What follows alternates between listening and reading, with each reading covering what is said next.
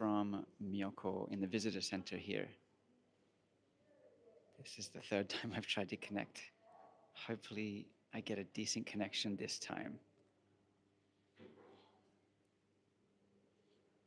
These are the views that we have today.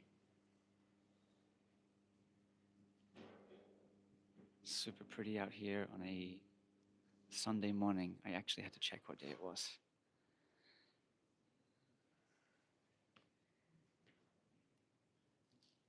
Bit shaky there, but it's the ski resort. Iki no Taira, or Alpenblick.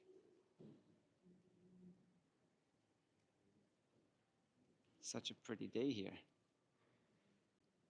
Zoom back out. This is the visitor center here.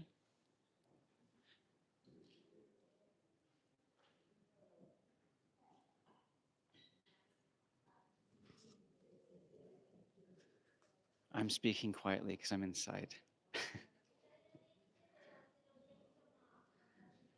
This is more about the visuals right now. But I'm going to take you into the visitor center here and show you some information. I'll talk a bit louder over there.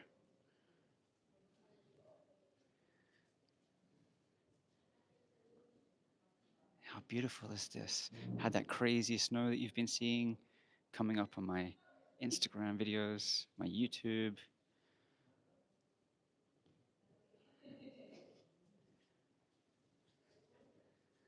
And now we have this. Let's do a quick sweep. Myoko coffee. This is Chiemi over here. Making the most. We got a North Face store on this side. And this is a little workshop over here to learn more about the area. And for now, there's an exhibition that's being shown here. Some of the photos from the exhibition. A lot of these are by local photographers when they put these exhibitions on. I'm not going to go in because it's an exhibition space and I don't want to be loud. Just this beautiful area.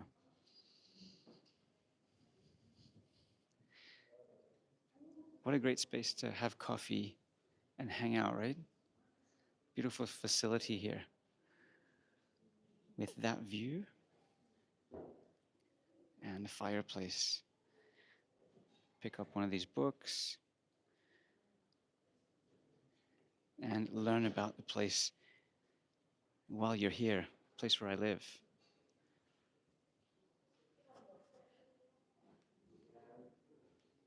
See if I can turn up the volume a little bit.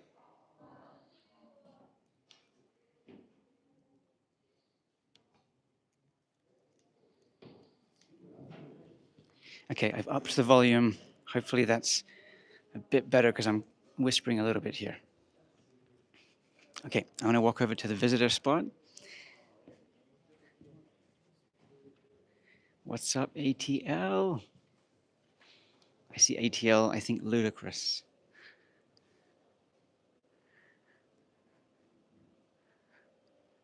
This is our visitor center. And it's just a small space,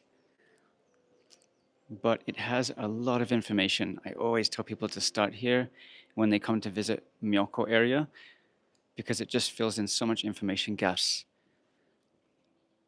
about the geography, the landscape, the wildlife, how this place was all formed.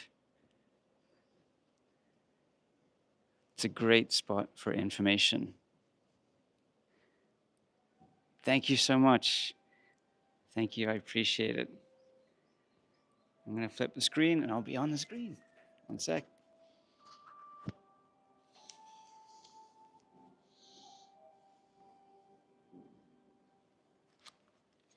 What's up, guys?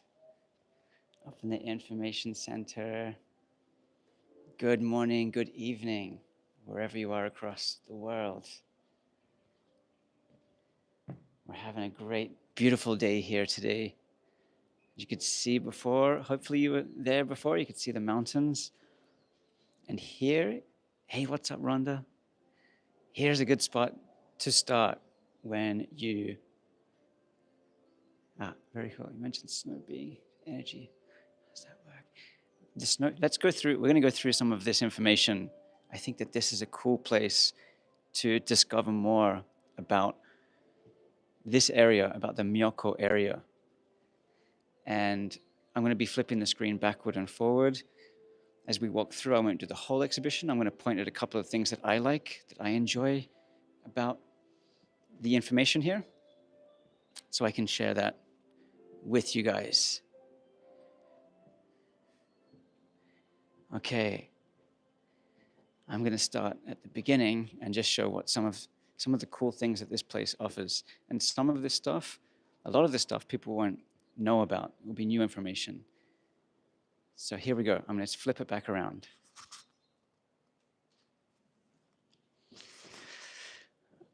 This is the Myoko area, and it's not just Myoko. We have a mixture here of Niigata and Nagano areas. So to the left side of this map is the Nagano area, and on the right side is Niigata. So the right side is actually towards the west coast, and up in the top there you'll see the Sea of Japan and Itoigawa. The line there and this mountain range, as we run through here, is what divides Japan. It's a tectonic line where all of these mountains have risen. And those big Alps, the Japanese Alps, runs along that tectonic line, which connected Japan. It was once two islands, and now it's one as the land was risen thanks to the volcanic activity. The Myoko area is here on the map. That's where I am right now. And you see all those ski resorts just there. That's the Myoko ski areas. There's 5 of them. Plus we have Kurohime right next door. It's 10 minutes from where I'm standing. And then there's Izuna ski resort. And then there's Togakushi ski resort too. And within all of these areas, there's more ski resorts. There's more ski hills and ski areas. And I'm just talking about the skiing. There's a lot of other activities to do here.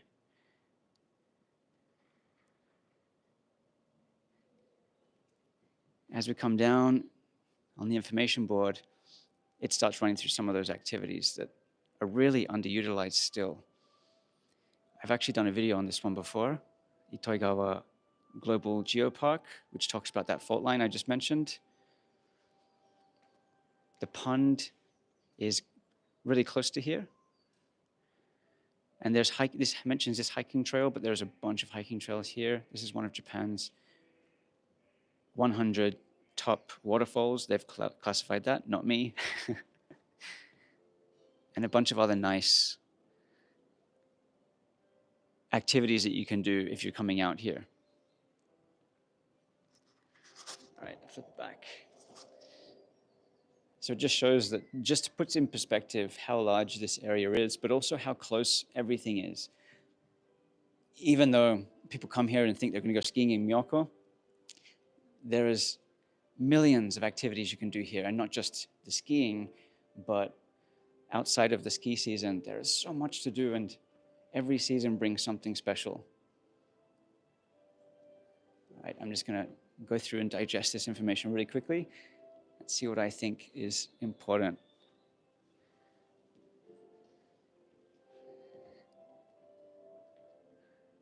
Okay, I'm going to flip this back around because I think this is pretty interesting.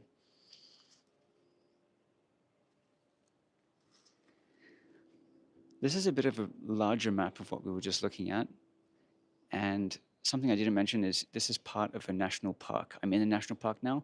You go in and out of the national park here. It was combined into, you may have seen Togakushi Shrine, where they have the tall trees. I'll point that out when I see a photo of that in a second. And it's combined with Myoko and Togakushi. If you're coming out here for hiking, I highly recommend this section here. So you would start down the bottom here of the ski area in Myoko. So this is where we are now, Myoko. And you can hike to the top of Myoko. It takes a full day to go up and back, but you can keep going further up to Hiyuchi and Yakeyama. And you can even come back around on the left side here and end up close to Kurohime. And it's endless. You can connect all of that. That would take you 2 days, 3 days maybe, depending on your speed, your pace. But all of this is hiking area.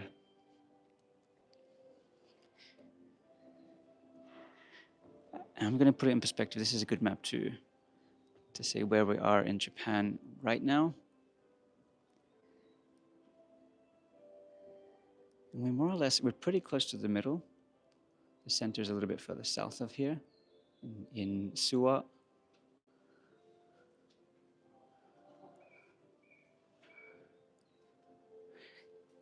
And all of these mountains that we're looking at here are or were once volcanoes.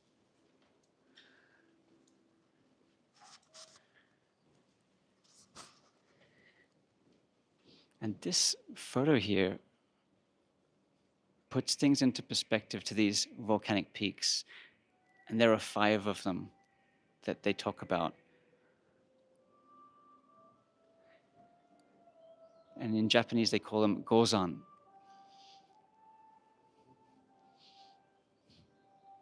And they're listed down the bottom here on this drawing. So we have Izuna, Takatsuma, Kurohime. I didn't think Takatsuma is included in that. Kurohime, Yakeyama, Hiyuchi, and Myoko, which is where we're at right now.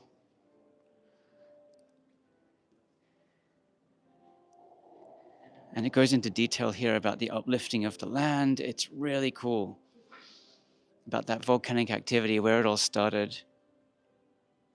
So it starts here 5 million years ago. And then it gets closer to today and just talks about the rising of these volcanoes in the area.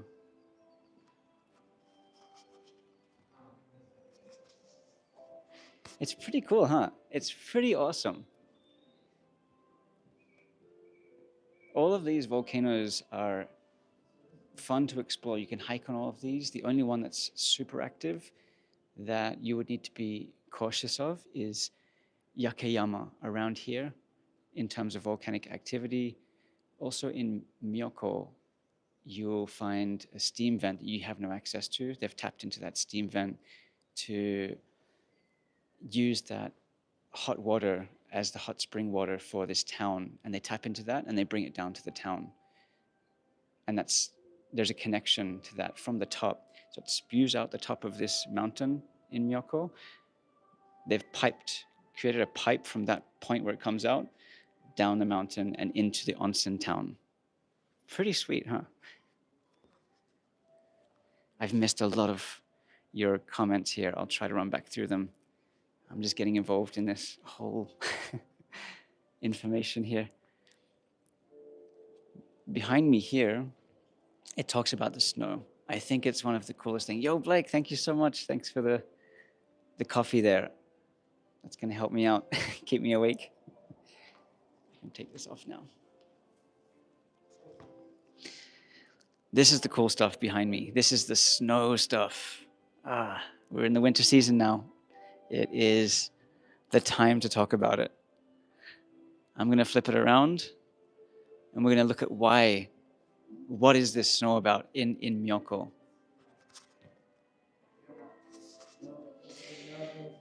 All right, the snowfall in Myoko. And I'm going to read part of this. I don't read it for word, but Japan is one of the snowiest countries in the world. And the Japanese cities hold the top 3 positions for annual snowfall worldwide. We get a lot of snow here. And this is the reason why So those lines that are coming down from the top of this image and across Japan are lines of the wind that come from Siberia, from Russia, and they cross, these cold winds cross through Japan. And that orange line that runs from south to north is the warmer temperatures of the ocean. And as that warmer temperature, when that meets that Siberian wind that comes down, it creates a moisture in the air. That moisture then comes down across, and when it hits the mountain range there in the middle, where that red dot is, that's where that's Takai, that's the high mountain range. It's where it turns into snow. And it's not necessarily precipitation as much as it's moisture, light moisture, that turns into snow. So yeah, look. That's okay. This is the kind of images you would get. And it's got here that we have snowfall in Myoko from late November. It's a bit later than what it says here. So that's the earliest recorded. That'll be the record there. And then the latest recorded. But if we're talking about a ski season, it'll finish way before that, somewhere towards the end of March, is the usual average ski season, from about Christmas time to end of March. And this just goes into detail here about what I was just saying. The cold winds come across from Siberia, picks up moisture, carries across the coast, hits the mountains, turns into snow. These are some of the snowfall areas here. That one up the top there, 510, that's Akakura in Myoko. Hey, what's up, Obuse? Close by, Kevin. Some of the images of the snow that we had a few years ago. Check that out, that tunnel someone's dug.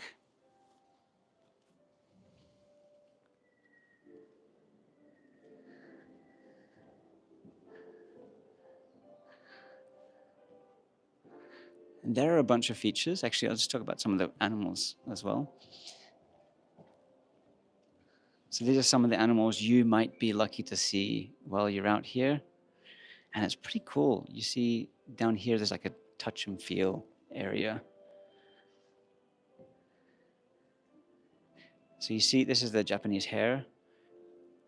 I have seen quite a few of these hares. They're quick. I see them running up the mountain. Foxes are everywhere.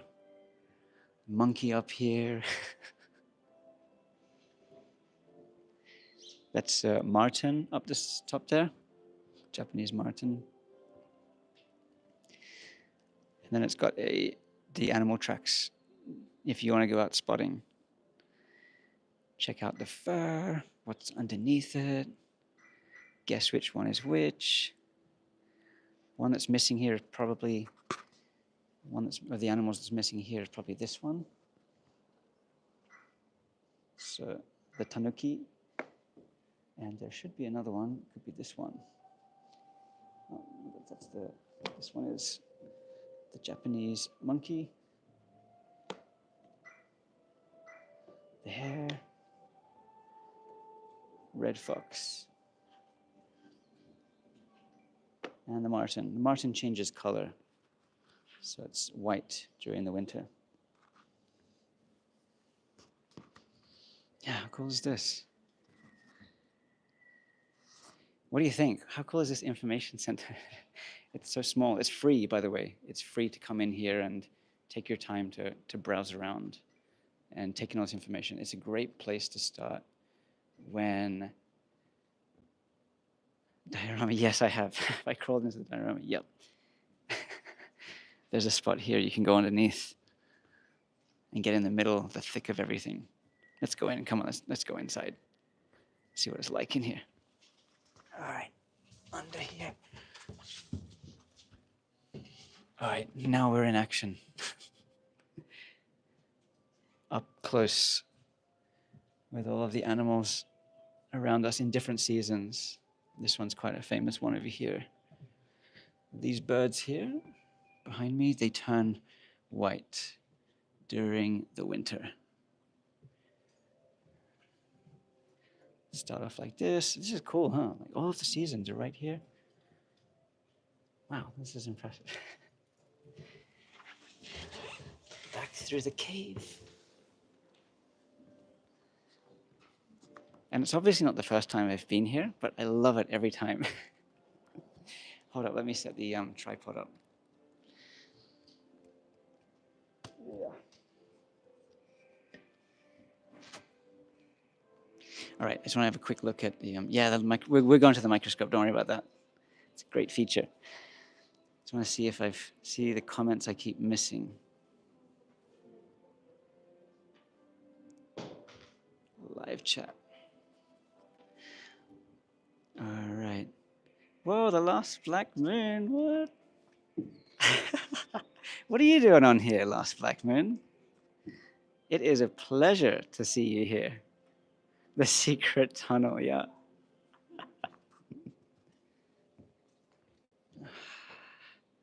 There's a few people around here, but it's Sunday, right? And it's quiet.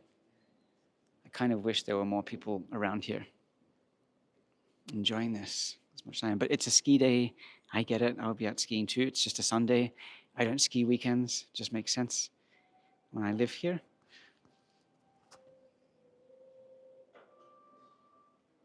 Meow, meow, meow. I'm not just saying that. That's the name of someone. Hey, meow, meow, meow. You get the same kind of snow. That is cool. Ah, that's nice. And the animals too. Yeah, Canada is awesome. I lived I lived in Seattle for a while, for a couple of years, and I often went up to British Columbia for adventures. Loved it there.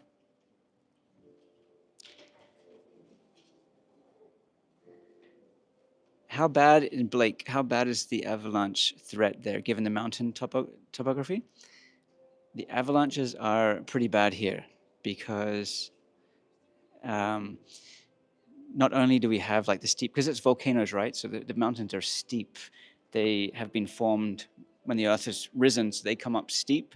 It's also made of the volcanic ash, so it's kind of slippery. That volcanic rock it crumbles a lot underfoot. Plus, there's also the issue. So it's a steep mountain because of volcanoes. And then on top of that, there's a lot of earthquake activity here. So if we get an earthquake, it can also move that. Like it's another possible issue. And on top of that, the amount of snow that we have here is just insane. One day we might not have snow for a few days, and then another day we've had 1.5 meters or 6 feet, 7 feet of snow in a day. It can cause like huge problems. What's up, Indiana? What's up, Norway? Must be cold in Norway. Scrolling up some of the comments. Yeah, Japan is super pretty. Have we heard anything more about the mountains being bought by the PCG from Singapore? It's moving along. They've got a bit of there's like a 2-year plan for a handover with Prince Hotels, and it's going to take time. But yeah, there's a mixture of excitement and concerns. All right, let's keep going around and see what else we have. Get some more information for our learning here. Back into the winter stuff really quickly. I want to show some of the cool features that I don't know, I just really like it. So let me flip around and show you. Okay, back to winter stuff. Again, these are just some of the ski resorts. This is one mountain area in Myoko. So Myoko's in the center up there of this. Then we have Suginohara, Ike no Taira, Akakura Kanko, Akakura Onsen, Seki Onsen. Then they have down here Kyukamura, Run Run, and Myoko Ski Park. Actually, that one's closed now. It's no longer operating. That one closed down. that Kikumoto is a small hotel that just has a ski run there. It's not a ski resort exactly. It's just a one lift kind of situation, but it's still pretty fun. It's a great place for the family. And this is a beautiful image that I've been seeing a lot of lately. These wonderful older people walking down the streets with the umbrella, protecting themselves from the snow. Camping is a huge, maybe people didn't know this, but camping is actually really popular in winter in Japan for a certain type of the people here that like camping and outdoors. But winter camping on the snow is a fun thing to do here. This is a hot spring that you'd have to go and dig out right now. I'm not sure how warm the water will be. Hot springs are governed, the temperature is governed by precipitation, the rainfall, and the snow. So this will change the temperature of the hot spring. It's nature and it has an effect. You see a lot of these. So in my videos, you see these roofs. These are called snow splitters. And it's across the ridge line of the roof where the snow will sit, and it just starts. When the snow settles on that, it kind of starts the avalanche effect. So it breaks the snow and it slides off the roof to uh, help it get started, so self-shed the snow. Then we have the melting roads. So they've piped in hot water into the roads to keep them clear. It just saves a lot of effort in a lot of places. You see it a lot in supermarkets, hotels, and things. Fun things. Here it's just saying that how buildings have changed over the years now. And the first floor on the bottom of this, it's no longer used really as part of the living space. It's storage. It's used for a snowblower. It's used for the car, so you can just drive in and not have to worry about the snow so much. Something I've talked about a bit are the fire hydrants, and that they are around 3 meters tall. There are still fire issues during winter with the heating. It makes sense, right? Especially with kerosene heaters being popular in Japan still. And then something you don't see a lot of in Japan is the vertical traffic signals. Usually they are horizontal, and in the snow areas, especially around here, they started installing them this way to have less snow settling on top.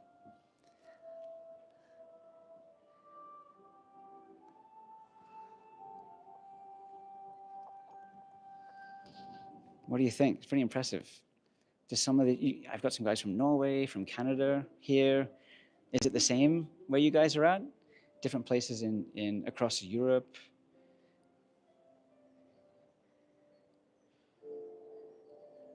Yeah, we get really heavy snowfall. We get this light powder snow. It can be uh, to easier to shovel in some ways if you get it at the right time, but it's all about timing. Timing is super important. If you leave it for a few days, like I always do, then it gets heavier and denser and difficult to move. But when those fresh powder days come, I usually grab the snowboard instead and use the snow for different reasons. If you have any questions or want to add anything on here about your expertise, throw it in there for the snow. I know I started living in the snow about 10 years ago now. So I've had about 10 years of living experience in snow areas, and Myoko's 2 years now. But I know people have grown up with it and don't even know how much knowledge that they have about it. And when I speak to my neighbors here and they tell me about how to uh, how to manage some of these things, it's stuff that makes sense and it's common sense. But just because you haven't had that experience, it's a learning curve. Yeah, it's amazing. It's Thousand Mountains. It's amazing the elderly are still able to live this way, but I guess they've just had that experience. Something I'll do a video on soon is about how my neighbor told me when I shovel snow, he's watched me do it, and he said, "You're so strong, you're young and you're strong, but you're doing it wrong." He said, instead of using your physical power, you should be using your chikara. You should be using your force, your energies, and the flow in your body to just push this to scoop the snow without effort, and then to move the snow with your force. And I definitely, I mean, this sounds like Star Wars to me, but how, yeah, it's an interesting concept using chikara, using the word chikara in Japanese means force or strength, using your chikara to tap into your energy flow to move the snow. All right, behind me, I'll flip it back around for a bit. Just looking at the ecosystems here. I think there's just the one that everyone's curious about. In the middle of this is the information about ecosystems. And the bear is quite an interesting one for most people, I think. And we have a lot here. In this area, we have a lot of bears. More up north in Akita and Aomori, there are more bears there. And Hokkaido has a lot of bears, but here there are a lot too. The cool thing about this signage here is it just shows you where these animals live. So anything below this line is 1,700 meters altitude. You have this wildlife down here. And then this is all listed on the side here, 1,600, 1,600 down to 700 meters down there. And then above 2,000, which is the alpine zone, and the animals that you see up in the alpine. I'm sorry, this is a bit shaky. This is unfortunately the error of YouTube.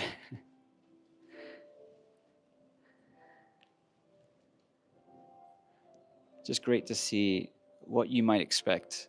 So when you are out there in nature, especially under the 1,700 meter line of altitude, you will see bears. And actually, you'll see them higher. And I experienced it a lot in the US when I was hiking in places like Montana and even like Washington State. I would see bears at all elevations at the top.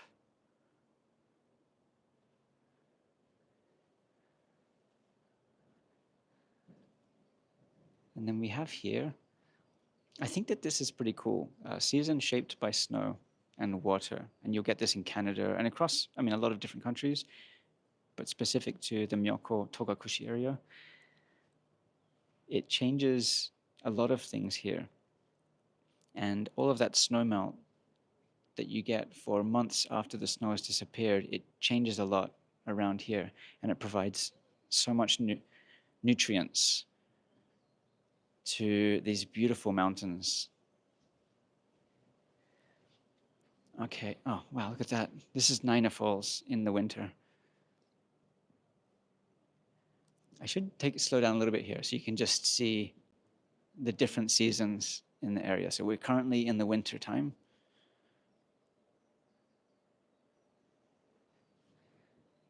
And the beauty of winter, I can just walk outside and see that right now. These are called kamoshika. And I see these regularly.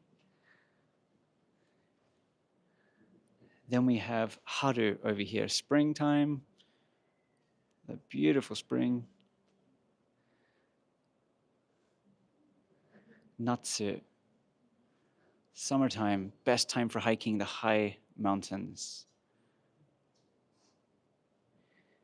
Summer is beautiful and it's underrated. Everyone's scared of summer in Japan and visiting summer in Japan. Come to Japan in summer and go hiking at high altitude. That's the time to enjoy walking along the ridge lines up here. Check that out. If you avoid coming in here in summer, you're not doing yourself any favors. Aki, autumn, another popular time for Japan to see the mountains in this color.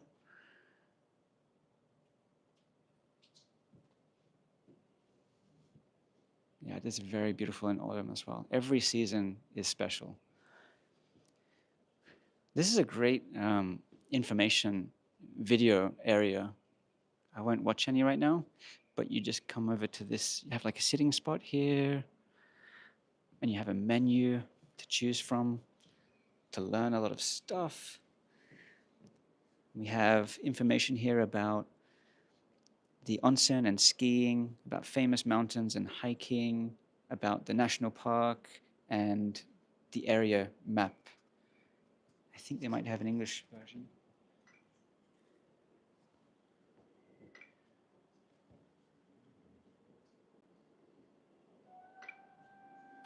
So you can go into stories here of the national park and the sightseeing. I won't go into these, but here's just a few of them. Mountain worship. I think that one stands out for Japan. Winter recommendations. Some of the onsens.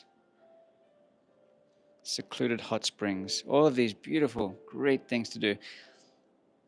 I think this is nice. Like I said, I think a lot of people don't come here outside of the ski season and they're missing out. There's still a lot of things to do in spring, summer, and fall. When I hit the button, this map would light up and just go through the information and show you what it's talking about. Let's see, I'll hit something.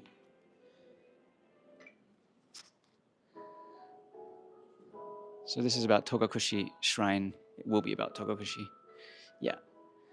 And then if we look down on the map, it kind of just lights up the areas that it will be referring to. Japanese style. This is a 3D topographic map. Pretty sweet, huh? In the background there, we have images of Togakushi. I was there just last week, and it's completely snowed in right now. And now it's lit up on the map over here. So in all of this area, this mountain, how cool are the mountains? There's so many mountains here. All of these volcanoes. And where you're seeing here is just there, Togakushi. And that mountain is really, really nice to walk along this ridgeline. It's dangerous. It's steep. There are ladders, metal ladders and metal chains that you have to use to hike this mountain. This one here is beautiful. This is the Kurohime mountain. Beautiful volcano. And then this one over here, this dominant looking mountain is Myoko, with that caldera shape at the top. It's fallen away.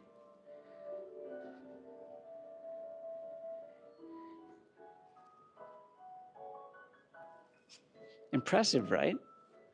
Solid information. There's not a lot of stuff here, but there is a lot of information to take in. And then behind me here, as I keep walking around, it goes into the details of those things you can do. So if you started your adventure here, if you came here to Myoko to have a trip, a hiking trip or something, you could come to the visitor center and just rack up all of this information and see what it recommends for the top must-see things to do.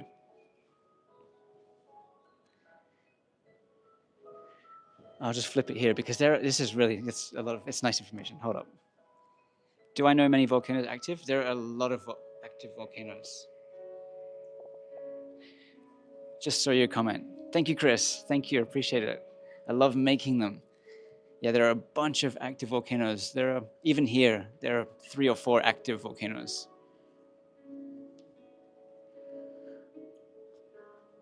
So if you just wanted to take it chill, you can just ride the ropeways and just get views. It's a very Japanese thing to do. You just go to the top. There's usually a cafe at the top.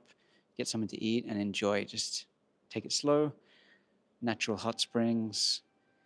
These are in the wild. They're taken care of by locals who just volunteer. They don't get paid for it. They just volunteer to take care of these, and they're free. You would pay by donation.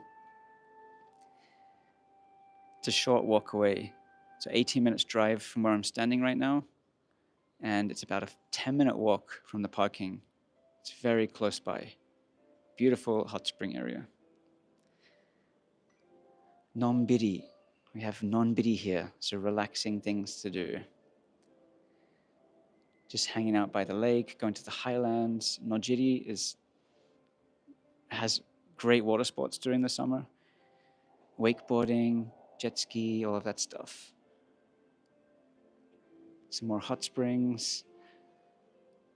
I was in here the other day. I went to this one. Yo, what's up, Nojiri? Yeah, we went swimming there. All these hot springs in the area. This one's actually really nice too. It's only open during the summer. Outside. That one's close to my place where I live. 2 minutes walk from my house. Oh, this one's nice too with the views.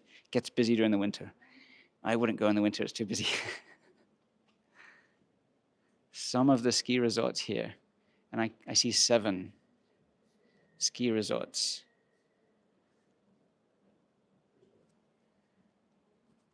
Change hands here, might be a bit shaky.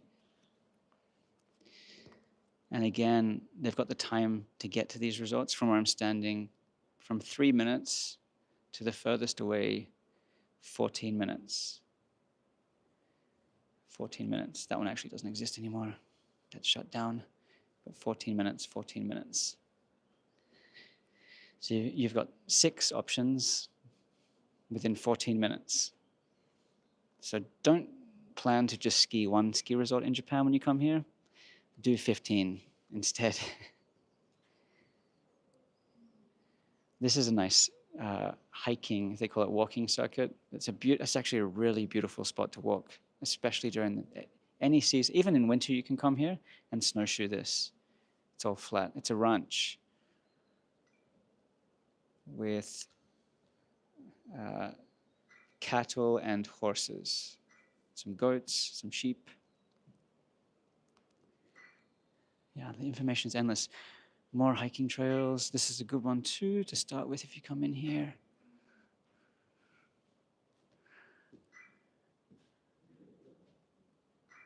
This is when you go up hiking to Hiyuchi.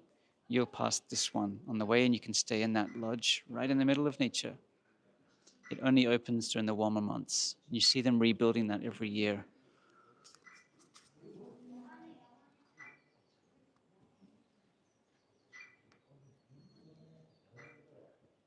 Impressive, huh? Ooh, I almost fell over. A bit more information of Nojiri here.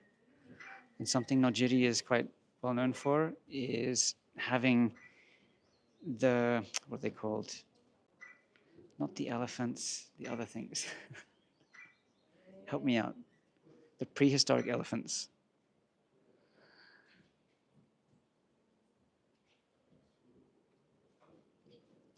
Nojiri-ko. Mammoths, yes, thank you, everyone. Slipped.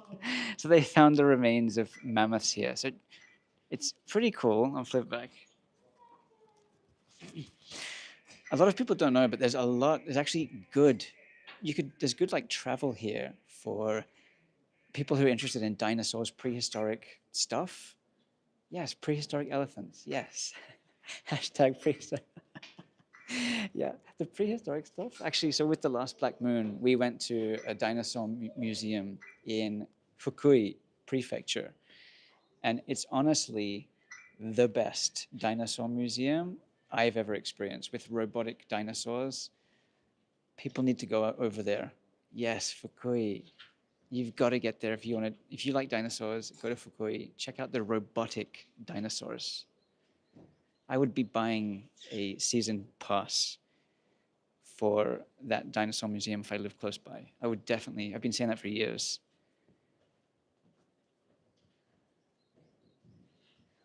And the other stuff that's underrated that people love in Japan too, elephant is spirit animal. Oh, that's cool. You must be wise. Yeah, the other thing that's underrated here too is the insects. I like insects, and they have a lot of insects here. And it's crazy, like from my house, if I go down, can you see the mammoth remains? Yeah, you can. You can see the bones that they have here that they've dug up, and they still do the digs here every year. They invite elementary school students to go and help do the digs. It's a learning experience to have a hands-on experience for the younger guys, which is pretty cool, huh? But yeah, the insects here are also amazing, and at all elevations it changes. The insects that you see here, where I live at about 600-meter altitude, we don't have crazy insects. But if I come up 100-meter elevation, the insect situation changes. There are a lot more bugs and insects in a short elevation gain. I think one of the most beautiful things that you see are the dragonflies. And dragonflies are symbolic in Japan. It's a symbol of the samurai. There's a connection there. So if you look at old samurai uniforms, one of the symbols you'll see pretty often is a dragonfly. And the reason is because dragonflies, they fly like a helicopter, but they cannot go backwards. They can't fly back. Meaning, for a samurai, you just keep pushing forward. You do not stop. You always push forward and you never retreat. Samurai spirit. Dragonfly, maybe that's another nice spiritual spirit animal to take on. Are there any dragonflies here? Any samurai here? Yeah. And then finally, I'm going to flip it and just show you someone else playing around with this. Oh no, I'm going to go here first. Okay, this is important too. Food lovers. I'm going to turn the camera back around. This is for food lovers. Thanks to the snowfall here, there are quite some popular foods in Japan, very well-known food, and one of the most famous one you'll find is rice. Rice is synonymous here with the rice farming, because of the snowfall that we get. So it's believed that there's a lot more nutrients that comes with that snow. And everyone knows that Niigata is famous for its rice. And with rice is sake. So it's popular it has the most sake producers in all of Japan. Niigata has the most sake.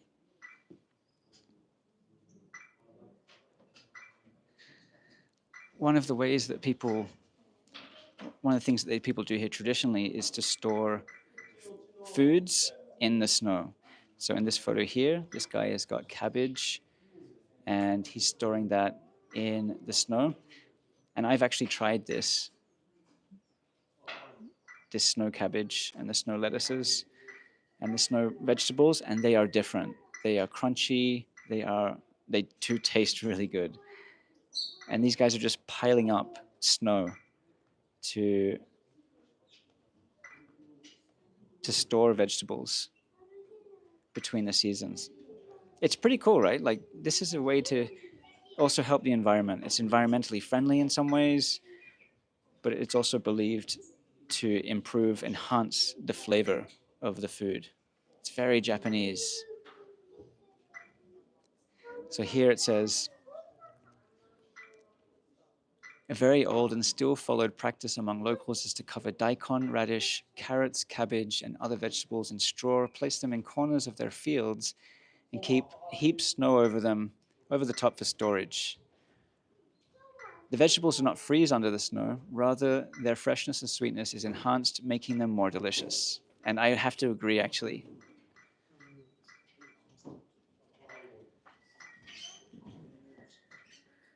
Some of the traditional clothing. And I'm actually going to do a video on my winter geta, the Japanese sandals. And a couple more things. Some of the bird life. I love birds. Love birds. Just swing around here quick. These are the nests that you would see. Sorry, I know it's shaky. Just send your complaints to YouTube. Some of the birds you'd see in the area.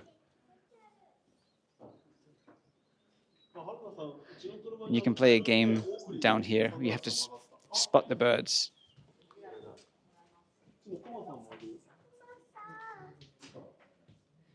And then you touch the screen. It just teaches you about them.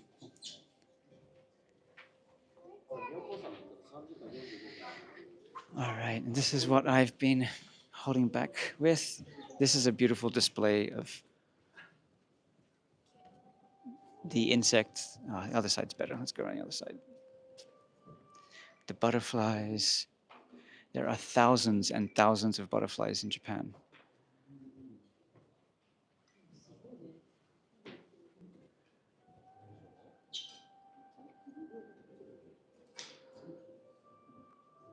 Some beautiful specimens. The dragonfly.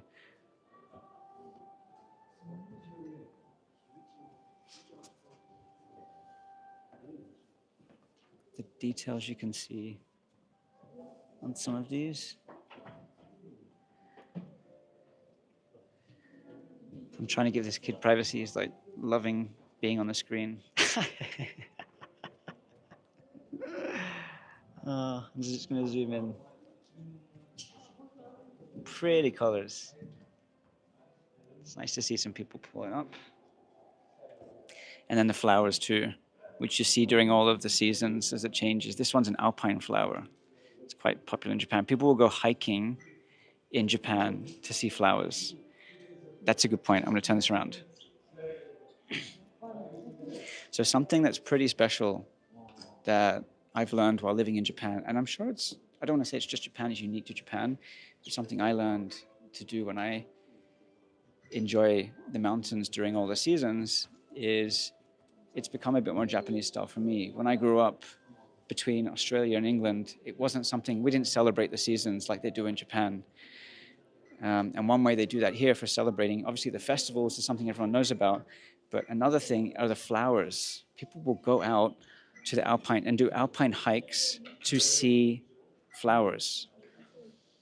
They'll go and search for this one type of flower just to enjoy that while it's blooming. So everyone knows about the sakura, the cherry blossoms. People go out and do hanami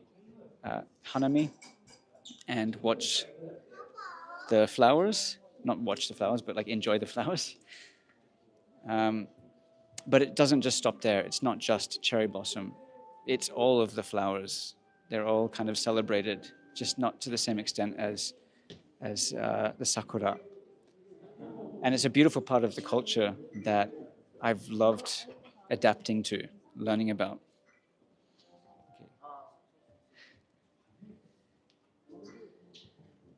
And look at this flower here. Isn't it pretty? This is a beautiful display. I love that the kids are here also checking this out. Being forced to probably, but they're still doing it.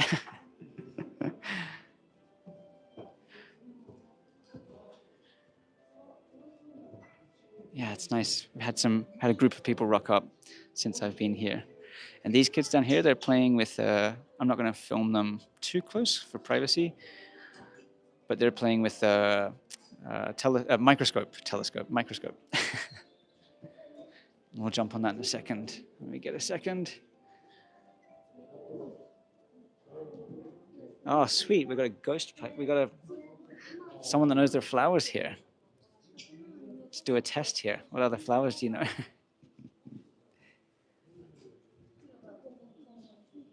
Oh, check this out. This kid.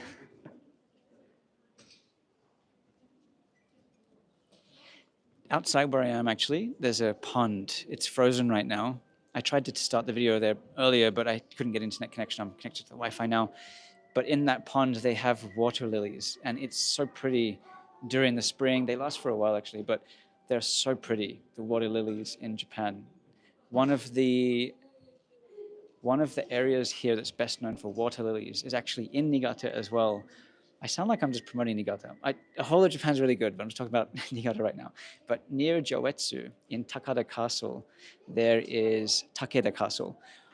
There's a huge moat for what was once a castle.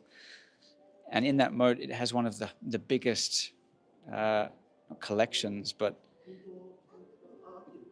it has the highest number of water lilies in one place in Asia. It's up there with the top places for having the most.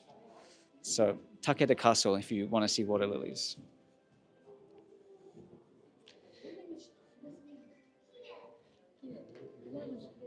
This is the bear back here, right? They're not that big, but they're dangerous.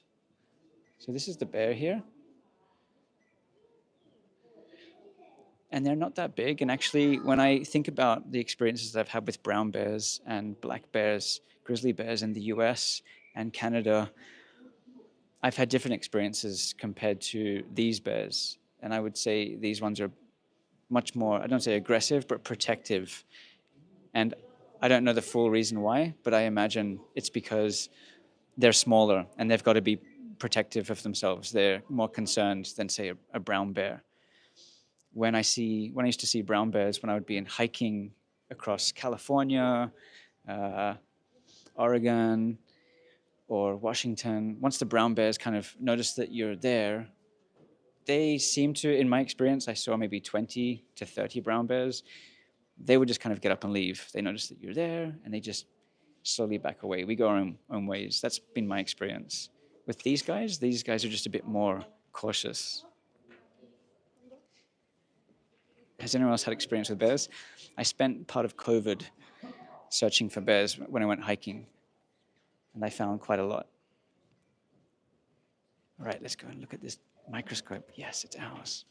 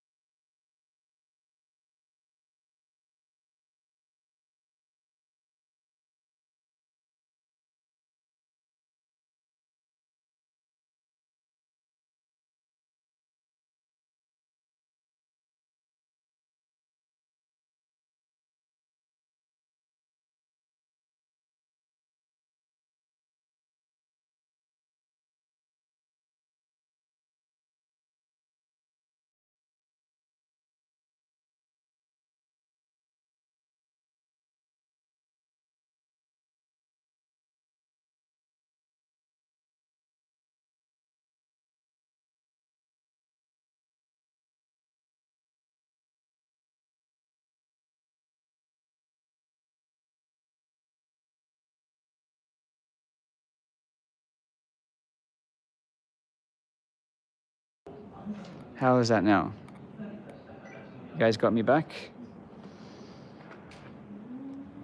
I see. All right, I'm gonna try and set this mic again. I think. Okay, can you hear me clearly now? I changed my mic. Sweet. All right, we've done this one. We did this one. I'm gonna do one more. I'm gonna do the. All right, someone choose. What do you want to see?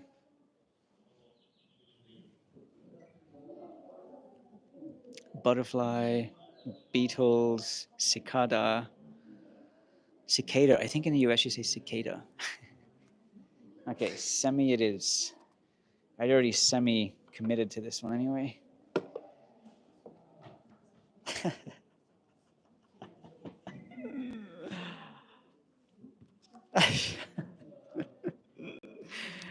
All right, so I've set it down here. I got the butterfly. Oh, I've already got it pretty crisp on the screen. Sorry, it's shaky, shaky. Pretty crisp. Oh, let's do the face. Oh, tiny, tiny.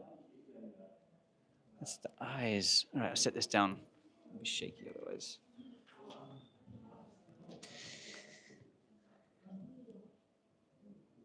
That's the eyes there. Let's do the wings. I think that could be clearer. Let's try and tighten that up. There it is. What? It's like scales. These wings are like fish scales or feathers. If someone here knows details about this, feel free to jump in and tell me exactly what I'm looking at.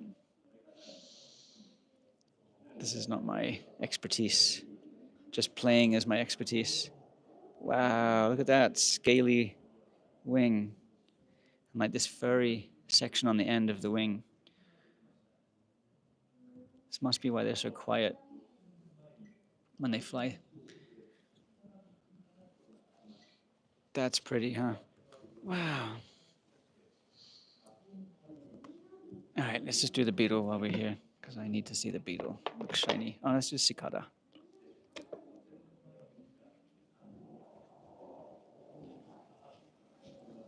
Let's give the cicada respect.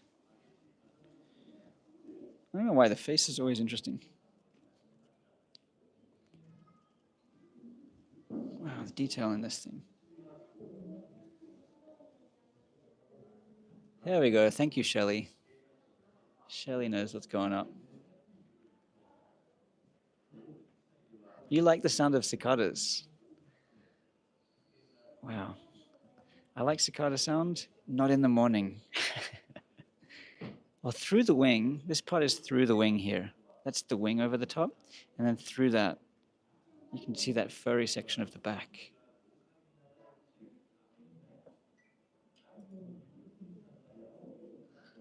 That's cool. All right. Let's move on. Make sure it's all set nicely for the next kid like me who wants to play here.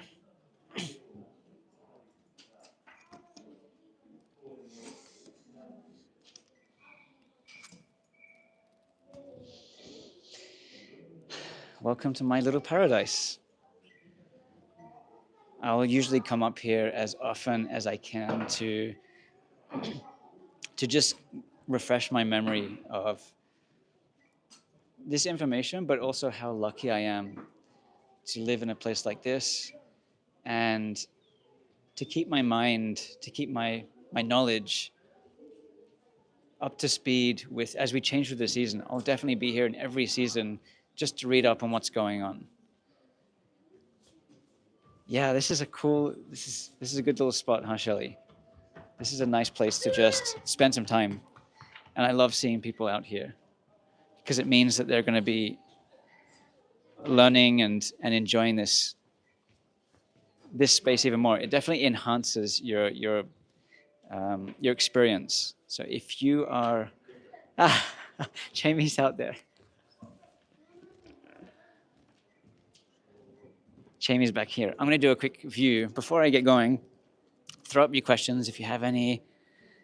I have questions too. I don't know all of the answers to this stuff, but I'm just having the experience of living in this beautiful place. I'm going to do a quick walkthrough and show you again for those who joined a bit later and didn't see the mountain view. Let's go check out the mountain view. I'd love to take you outside and show you the frozen pond, but I think my internet isn't stable enough for that. Let's do a quick walk. And I think my internet might disconnect too. All right, I'll flip this around so you can see more beautiful things than me. Chiemi's over there sitting down, loving it. She's a local here. She's enjoying this. That's my coffee. We'll come back and have a chat with Chiemi in a second. Oh, you can hear me. And this is where this place is set, in paradise. So we're in this beautiful building, this beautiful space. Grab a coffee, grab some North Face gear if you can afford it. And then, of course, to that ski resort, Ikino Taida Alpenblick. And now you've seen that information about where we are. You saw the model of this mountain, and there it is, right there, Mount Myoko, beautiful volcano that fell away in the middle.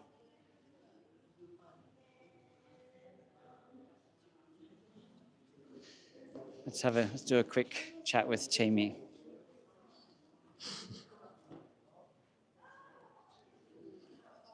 Definitely not the definitely not the girlfriend. Sorry, neighbor. Is someone right there? No, someone wrote that. Oh, you got the chat. I didn't know how to do this. Yeah. How are you, everybody? I've So never been on this something like That's that. okay. We have a little microphone here. Oh, hi. So this is Chiemi, and we met through volleyball, Yeah. playing volleyball. You live here. Why don't you give a little bit of spiel about yourself? What are you doing here? I'm doing well 2020, so a little bit earlier than you. And I used to do commercial real estate in Tokyo. And I thought this was going to be a next big thing. So I left my corporate job, left everything during COVID. And I came here and I started investing and also recreating accommodation. And yeah, just having a balance between mountain life and corporate city life. What was the? How did it feel changing from a city, especially Tokyo? That's the biggest city in the world, to coming out here to not such a big city. You know, when I run on the street and then, everyone asks the next day, what were you running on the street? And I'm like, leave me alone. You were unfriendly. Yeah, no, it's a lot, going to a smaller place. But everybody's cooperative. You have to be friends with everybody, and everybody's supportive. They're just like all like colleagues in like a different way. Yeah. Probably less unfriendly. That's probably not the right way to put it, but more just, especially, I mean, I've been there too. When you live in the big cities, you've just got a lot going on and your schedule is packed out. You do your work, you go to the gym in the morning, you do work, you go to the gym again, or do something in the evening, or just relax and try to recover. Whereas here, you are working just as much, if not more. Yeah. I But don't have weekends. exactly. Yeah. Yeah, you're just trying to, you have to be creative out here to make things work. Yeah. What's your? You can give a shout out to your business. What do you do here? I have a lodge called Soto Myoko, SOTO MYOKO. No, thank you for. I never do this. Thank why you. not? Yeah, and I run an accommodation. One is self-contained house, and one is a lodge where you can have a cocktail bar, coffee, nice coffee in the morning. Yeah. How you moved from a corporate job Yeah. into an accommodation? Yes. Was that a big change? Is it a good thing, a bad thing? What are the Oh my pros and the God. cons? So my corporate job, I used to build hotels.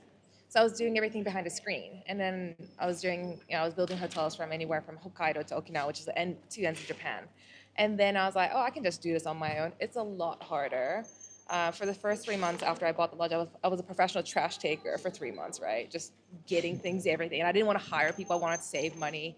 So yeah, no. And dealing with customers is a whole nother level. I wish I could go back to behind a computer screens and not deal with anybody for a very long time. I'm okay going back to corporate too. But then no, it's a good balance. Now I have my staff. Dealing with customers day to day, and they're lovely. They're so professional. I don't come from that background, so I praise and I'm like, thank you to them. If they're watching, thank you so much. Yeah, and it's high stress. Even though like Yeah. we talk about corporate, and a lot of people think like, oh, if I'm going to quit corporate, I did Yeah. the same thing too, Yeah. and you're going to come to this place and it's a stress-free life. Yeah. I think it's not exactly what people think too. Yeah. It's maybe even more because of the uncertainty, depending on Yeah. your financial situation too. But you've got to connect a lot more dots and be more creative. Yeah, and also it's a very seasonal business, so you're in a very high stress time for 2-3 months of the year, and then you go into very slow mode as well. So and you get anxiety after The the bank season account goes ends. down. Your bank account goes down, and then you start to get traction for the following season again. It's a build up, and then it just goes really intense, go go go. So it gives you a little break in the spring, but then also it gives you a roller coaster ride of like emotions. Yeah, one other thing I was saying in this visitor center was about how we have this really solid winter season that everyone knows about. Everyone comes skiing in Myoko, but there are three other seasons that kind of miss out. I think you Yeah. could say people do come here for sakura, for Yeah. the cherry blossoms, Yeah. but not to the extent of Kyoto, of even No. Osaka, of Tokyo Yeah. as well. There's a Yeah. lot of potential here. Yeah. Do you think it's going to change anytime soon in this area in Myoko? Absolutely, I think so. I see changes every year. We get better restaurants every year. It was completely dead and ghost townish, and during COVID, and it's a place that I actually now enjoy now. Because first couple of years I was only here for the business, and like I knew there was potential to come to see. But then what's interesting about snow towns in Japan, every one of them, like any other ones you go, you see new businesses and everybody who's trying to become a new like entrepreneur, and then getting their ideas out there and kind of getting success. I think it's good. I feel the energy. How long have you been in Japan for? 28 years. Wow, Long time. 28 years. I think so. This is the place for you. This is where you're settling in. I'm not settling here, but I just think this place has potential. Any questions for Chiemi that have come up? I honestly don't even know how to use the chat thing on here. Let's see it. I'm terrible with the chat, guys. I'm sorry about that. How do you get that chat thing? I don't know. I just log in. I see your thing. Oh, but then I'm actually off the internet. Hold on. Let me sign in so I can see Go to it. top chat. Yeah, you gotta figure out on your thing. Mine disappears. You can't do that. Look at to this. people. Live I wish chat. I wore makeup today. Like, literally, my friend dragged me out of the apartment. Okay, I'm connected now. Just searching my chat thing. Okay. Live chat. Mine just doesn't exist. Okay, there we go. I don't think that we have questions. Where am I from? I'm half Australian, half Japanese. I grew up in Tokyo most of my life. Do you snowboard or ski? I don't do any of those. I'm a village level person. I just do real estate investment and that's it. Yeah. How do you enjoy the seasons here? Because you like, I know you like sports. You like running. Yeah. Yeah. Yeah. You do yeah. like fitness. I do. No, barely. I take off this snow off my car. That's my fitness for the day. I see you at the gym. So Yeah, thank you. Thank you for lying that. So I go to onsens. That's like my that's way nice. to like de-stress, and I become friends with other business owners who go through the same wave as well. So we met a friend today. I brought her. She was with us a little bit earlier. She worked from different ski resorts, and I connect with her and then say like, I had a shit day. How about you? And she's like, I had a shit day too. And it was just that's a good get it out. And it's a really good point you brought up. And I don't know if anyone else has asked here, Yeah. but communities. How's the community been for you? You can say like your experience in Japan in general, even comparing between Tokyo and here. I think a lot of people are curious about Japan in general, but then Myoko, maybe like Inaka versus the Tokai areas. But then what's the difference, you mean? Yeah, like what's been your experience? Do you think it's good? I guess like is it good? Is it bad? What's the good? What's been your? I think what I've been doing is just been so isolating because I've been doing everything by myself. I've been my own cheerleader for the last 3 years. First, all my Tokyo friends were like, what is she doing? She just ran off to the mountains, right? All my friends are bilingual. They all work in, corporate jobs that have big names to them. And I think they're getting burnt out. Like, first they had a bit of energy in their 20s, and then we're in our 30s, and we're just like, we're so burnt out. So I think I'm glad that I kind of got myself out of it, but then it's up to only me to make mistakes, make success. So myself. How do you, for now, do you feel like there's enough people here to spend time with year round? No. Sorry, no. Yeah. I just come from the city. I just need a variety of people. I move around in the green season, and thankfully I have enough friends at different ski resorts. I drive myself around in the winter, just kind of like see how everybody's doing and just like kind of catching up. And for those who are still with us and are curious, Yeah. I'll also say, Jamie, you're half Japanese. I'm half Japanese. I'm reading the chat down here, so I'm looking down here too. But yeah, you speak Japanese. Yeah. You're bilingual. I'm Trilingual, bilingual. Bilingual. Yeah. So this is coming from somebody who has access to two kind of communities, three maybe, because you can say English speakers, Japanese speakers, and bilingual speakers. I guess so, yeah. And I think what's also been my strength is that my Japanese is at a level at where I can read and write and edit contracts as well. So that's been like my strength too in both English and Japanese. I come from that background. If someone asked me, how long was I in real estate development? Was that it? Are you working in? I used to. I was in commercial real estate for 6 years before coming out here, and I still do investments on my own. Oh yeah, that's so we had that question there. What are your views on life in small city or big city in I Japan? think you need balance. As a person who grew up in a big city, I need time off, and then I need time off in the city as well. I'd agree. I'd say it's been important for me as well. Like I moved from. Luckily, I had a stepping stone. I was in Ueda in Nagano 1st, but I moved from Seattle basically Yeah. into back to Japan a few years back now, 3 years ago now. But I still need to kind of escape this small town vibe as well. I mean, while you're here, it's endless work to do. Yep. Whether it's like fixing up your house. Yep. I mean, I don't think a lot of people understand you're in survival mode living in a place like this because you deal with the snow in winter, Yep. but the heat and humidity in summer that brings mold and everything else. You're cleaning your house Yep. or you're taking snow away from your house. Yeah. It's nice. You have to. It's high maintenance. You have to either go to a city. Yep. You need an escape. You need to escape Yeah. from the countryside. Yeah. No, for sure. Because I felt like until this year is my fourth season, I can finally enjoy the seasons now. Before this, it was like if I come back to the mountain, it was all work time because I don't get interrupted as well. If I'm in the city, all my friends want to go out and drink on a Friday, Saturday. But if I'm out here, I don't get FOMO. I'm like Tokyo's all the same. It's all the same drinking places. All the people are saying, complain about the same things or like getting excited about the same things, like promotions and whatnot, right? Okay. I'm like, but if I make success here, I can be financially free. Any more questions that we have here? Thanks for sharing with us. Where do most of the guests come from? Domestic or international?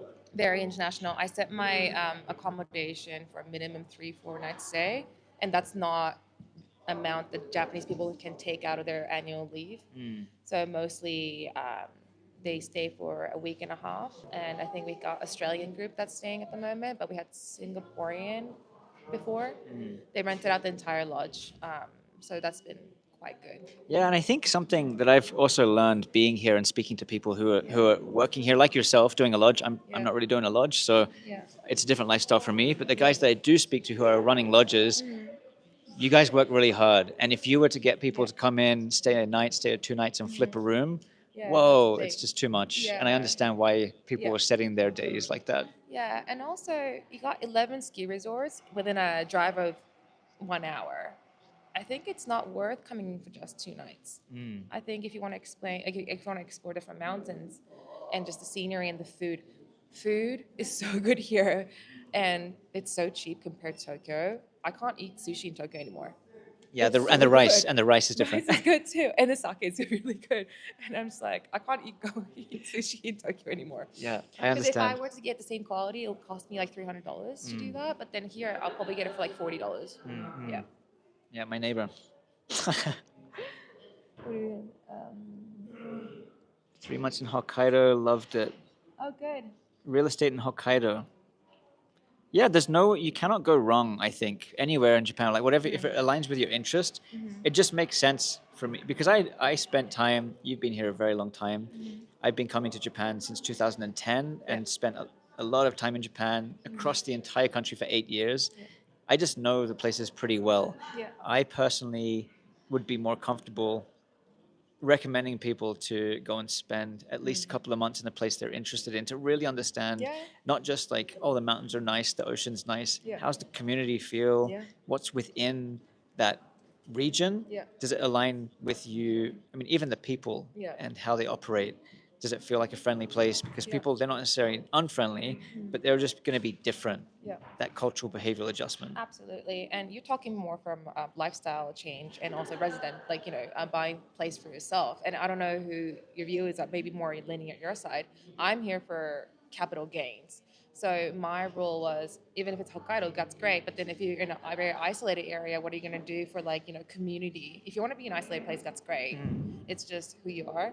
Whereas if I wanted to go in for like a capital gains, perspective, I'll look into places that has gone up in real estate value, just kind of see like what the attractions are, and if there's an institutional investor coming in to like develop the area. And that's exactly why I came here, because I knew it was going to work out on both retail level and institutional level in terms of real estate. Yeah, it's a good point. And a lot of people, I think there's another misconception for Japan that property in Japan is worthless and it's worth nothing. And honestly, I completely disagree with that. You have to be ahead of the game a little bit if you're looking for an investment property and to capitalize on anything real estate. It does exist in Japan. It's something that's been headline news, I think, now for the last few years, where people say, don't buy property in Japan, it's worthless, it's worth nothing, even the land isn't worth anything. This area particularly, in particular, has grown 10% in the last year minimum, Oh, I'd say double, triple. plus the ridiculous amount Yeah. that people are starting to ask for their Yeah. properties. That's absolutely, yeah, for sure. But, and it's going to sell It's gonna because there's a sell. huge Yeah. movement here. Yeah, and what I think also is that, like, when I see fast retail brands also make going into ski brand, like ski wears, I never saw Zara making ski jackets before. Like, I never saw Owl Yoga doing like cut it out. Like, that's gonna freeze your, like, I don't know, belly. I'm like, I don't know what they're doing, but they're all leaning into this like snowy trend. That's one thing that I'm like, whoa, this has only happened in the last year or two. And then I don't even know what I was trying to get into. I think you're predicting that we're going to get a Zara here. Yeah, I'm trying to get my Gucci friend to come in and like do a Gucci little pop up here. But that's what they're talking about, right? So we had this development that come through in one of the popular ski areas here. This Singaporean company it's like a Japanese Singaporean mix kind of thing. But they're talking about creating a street with fashion, big fashion brands selling this in the middle of the countryside Japan.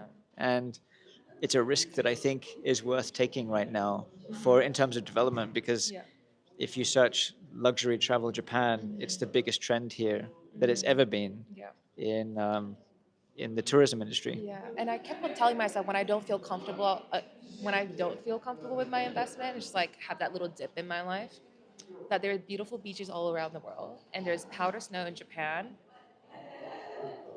Canada, I think maybe New Zealand a little bit, but it's gonna dry out. In Siberia, and no one's gonna go ski in Siberia, is what I keep on telling myself. And people pay so much money for snow, and it's gonna be less and less places that offer that. Cool. Any questions here? Someone's found you. Soto Myoko. That's me, yes. Yep. Construction home.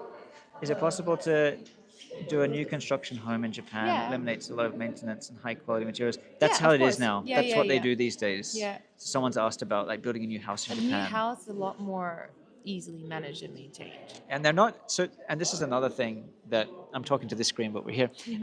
This is another thing that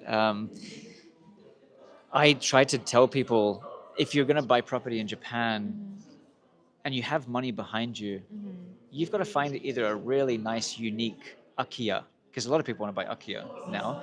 You've got to find the perfect akiya that doesn't need a lot of. I can't even go. There's so much to go down there, but I would just say, if you've got money behind you, you can buy a house for like 20 million yen, which is roughly 200,000 Australian dollars or 140,000 US dollars.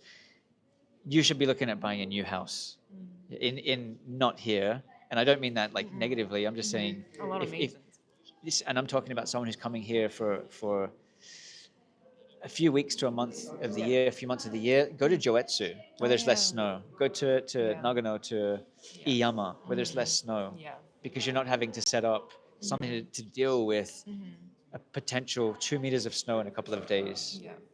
That's going to cost extra money. Yeah. Like, I want to move away from buying houses or properties just because there's so much maintenance involved. I can't deal with it. Especially in this area here. And someone told me recently, they just said, buying into snow country Japan, you're buying into survival mode. You're protecting your house all the time. Yeah. Is she single? Very I single. saw that one. Been single for a very long time. Like, my contractors tell me, like, you're a man. You'll never find a man. You'll find her on Soto Lodge. Yeah, no, basically, I have my real estate baby, so don't talk back at me. I'm very happy about that. Oh, that's funny. Yeah. Matt, can we reach you via email on your mode? Yeah, you can jump on my email. Mattguy.mail @gmail is my email. I'll change that soon, actually, but that's the one I'm currently using now. Get onto that quick. Good to see you. Who's this? Okay. I think we'll just do one or two more questions and we'll finish up. Yeah. 3 months in Hokkaido up here. I don't offer those services. Go ahead. Those about. Do you offer contract reading, interpretation, and negotiation? No, you got to hire a lawyer for that. Yes. So Shelley, you've asked about basically interpretation and contract services. There's a specialized person who does that. There's a few in the area. I'm pretty sure if you jump on the Facebook groups, A legal scrivener. yeah, Oh, okay. yeah, you'll find someone who, I think she needs a lawyer. yeah, you'll find that a lot of people use an interpreter. There's two ways to go about that if you're trying to buy property or have some kind of someone that reads contracts. You can either pay an interpreter to do that for you, or you can find a bilingual company that does that. Yeah. Either way, it's a more expensive. It's going to be not expensive, but it's going to be extra costs either way. If it's bilingual because it's specialized, or if you need an interpreter, it's an extra person that you need to consider when you purchase the place. Yeah. And that's the same for anything. When you set up electricity, you have to have. If you can't speak Japanese, you need someone to do that for you. So it's an extra cost. Yeah, or like getting a bank account. Or your Wi-Fi goes down, Yeah. and you need to call up and reconnect your Wi-Fi, and Yeah. it takes a bit more time and it takes more money. Yeah. There we go. That's the one. Judicial Scrivener. scrivener. Yeah. Yeah. Husband application email address. If you want to buy my lodge, I might consider it. It's That's on for funny. sale at nicotarealty.com. There you go. There you go. What is considered the best city that has the least earthquakes? Anything outside of the Ring of Fire. Yeah, I'd say. it's actually a small. I'm actually not scared of the earthquake. I'm more scared of the tsunami. So like, don't buy coastline properties. I would say in Japan. Anywhere is all around Japan. There's actually a map for this. I'll put it in the description after I do this video.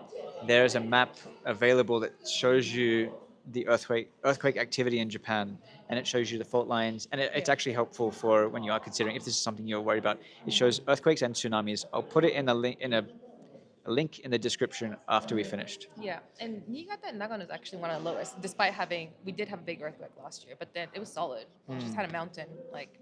Yeah, we just happen to have a volcano. That's all. Yeah. Yeah, it's another problem. Volcanoes, tsunamis. Yeah, You think it's gonna happen? I don't think it's gonna happen. you just never know. Right. Okay, I think we'll finish up now. Yeah. Yeah, let's finish up now. I've been out here for a while.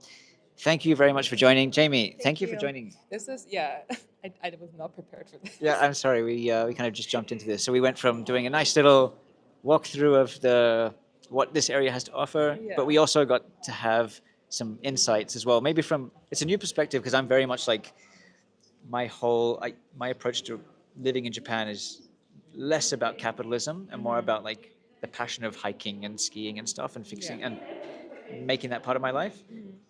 But obviously you need to work to pay for that. Yeah. Yeah, so that's super important too. So I'm glad that we were able to like just randomly kind of run into each other here. But yeah, thank you so much for joining, guys. If you have any questions after this, drop them in the comments and I'll get back to them below. If they're directed at Chiemi, I'll send them to her and I'll let her get back to those if she has time, because I know you're busy too. I sat here for an hour waiting for so I'm probably not busy today. That's good. Yeah, and I've ruined your peaceful time. No, it's great. It was great. And I like it. Thank you. I appreciate this. Thank you, everybody. Thank you for joining. I'll see you on the next one. Bye. Like, subscribe, do all the other things, notifications, and check out Soto Lodge.